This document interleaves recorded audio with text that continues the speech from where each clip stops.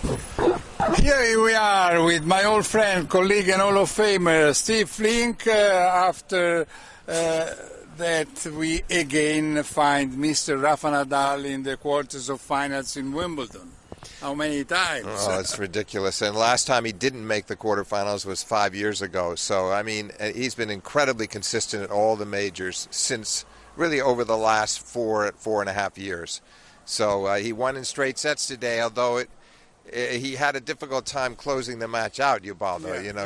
He served for the match, and he led 5-2 in the third, served for the match in the next game, went to a tiebreak, led 6-3 in the tiebreak, and finally won at 8-6 on an errant overhead from his opponent. So he's happy to get off the court in straight sets. Yes, he has lost one set with Cerundolo, has lost another set with Berankis. The only match that he won very easily was Sonego.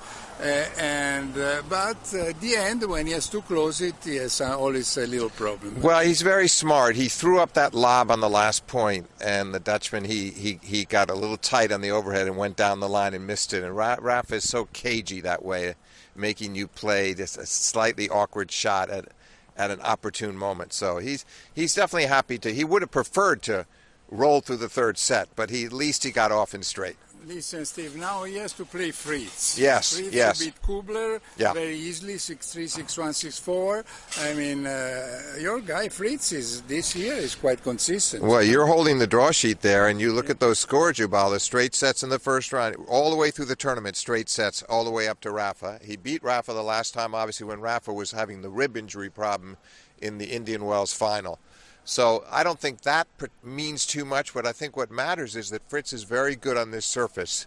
He's confident right now. He's serving well. So he'll be the biggest test, the biggest obstacle for Rafa so far, with his power off the ground and his very good first serve. So I think he can put him under. Don't you think he can put him under a little more pressure? Yeah, I think he can do it.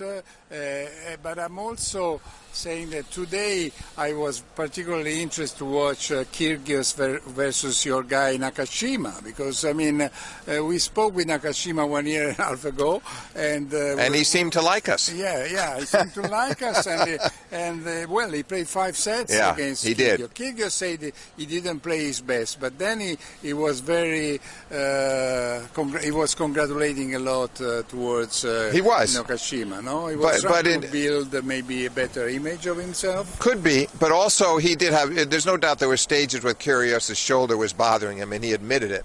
And you could see it. I'm watching him in the middle of the second set, serving 114 miles an hour, 115, nowhere near his normal speeds on the first serve. Then he picked it up later because the painkillers kicked in a little bit, whatever he took to dull the pain. But so it was a little in and out with the serve, and he'll need to serve a bit better against Garin in the quarterfinals. Okay, yes, Garin who had lost 7 sets in a row in 3 matches towards de Minaur, and then today he lost the first 2, so there were 9 sets.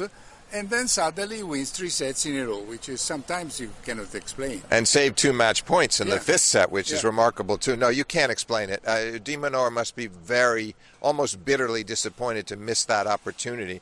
And maybe De Minaur would have been a bigger test for Nick. I don't know for sure, but I think they're countrymen and they know each other well, and that might have been a harder match for Kyrgios. But there's Garin, who's a hard worker and had a very good Wimbledon last year before losing to Djokovic, and now here he is in the quarterfinals. Great effort. So we had quite a few Australians. There were 3 playing today in the men's singles, and then also 1 in the women's, because we had Tomljanovic, who former girlfriend of Matteo Berrettini, who beat Cornet, who had now you have to quickly bring me up to date. When did they break up? Well, recently, 2-3 months ago. Okay.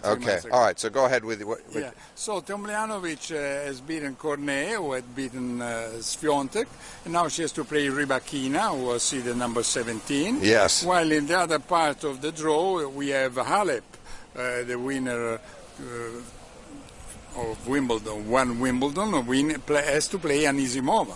Yes. And that will be a great match, I think. Yeah, I think the matchup, take the Halep match first. I think it's a tougher matchup for her than it was against Paula Badosa today, because Anisimova returns serve with such force. She's a big hitter, she will rush Halep more than Badosa could do today. I think that one will be a very close match, Ubaldo. Okay. Don't you? I think Halep has to be yeah. pretty near the top of her game to win. Yeah, we will see. We will see. I'm more interested to know what is your prediction about Sinner versus Djokovic. Is Djokovic going to win 3 straight sets, or maybe he may lose 1 set?